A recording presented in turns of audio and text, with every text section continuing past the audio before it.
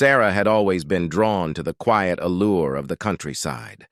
The hustle and bustle of the city had grown tiresome, and the notion of serene, open fields was irresistible.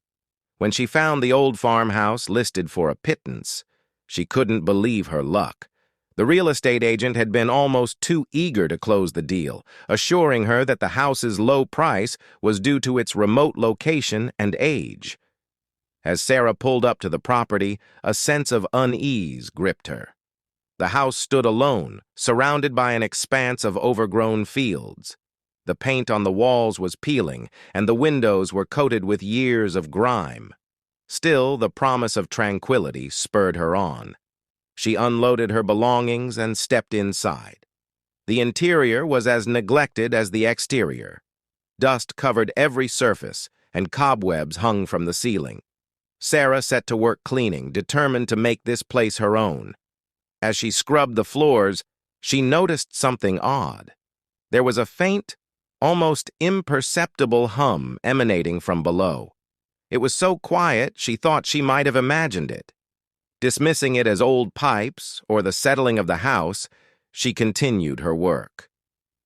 That night, Sarah lay in bed exhausted from the day's labor.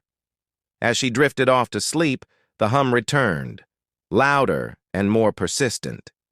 It was coming from beneath the floorboards. Her curiosity piqued. She decided to investigate the next day. In the daylight, she searched the house for an entrance to the basement. She found it hidden beneath an old rug in the living room. The door was heavy and groaned in protest as she pulled it open. A set of wooden stairs led into darkness. Armed with a flashlight, Sarah descended. The basement was dank and smelled of mildew. Shelves lined the walls, filled with jars of what looked like preserved fruits and vegetables. At first glance, it appeared unremarkable, but the hum was louder here, a steady vibration that seemed to pulse through the air. She followed the sound to the far corner of the basement, where an old, rusty door stood ajar. Behind the door was a small room, bare except for a single chair and a trapdoor in the floor. The hum was almost deafening now. Sarah hesitated, a knot of fear tightening in her stomach. Against her better judgment, she opened the trap door. A narrow ladder led down into a black void. The hum was a throbbing presence, pressing against her eardrums. She climbed down, her flashlight barely penetrating the darkness. When she reached the bottom, she found herself in a tunnel, the walls damp and cold. As she walked, the hum grew louder, morphing into a low, droning chant. The tunnel seemed to stretch on forever, the air growing colder with each step. Sarah's flashlight flickered, and she felt a rising panic. She turned to go back, but found the tunnel behind her was gone. In its place was solid earth, as if the tunnel had closed in on itself. Her breath quickened, and she pushed forward, hoping to find another way out. The chant grew louder, echoing off the walls. The words were indistinguishable, but their intent was clear. She was not welcome here. Sarah's flashlight flickered again and died, plunging her into darkness. The chanting seemed to come from all around her now, a cacophony of voices rising and falling in a grotesque symphony. She stumbled forward, her hands scraping against the rough walls. Suddenly, the tunnel opened into a cavern.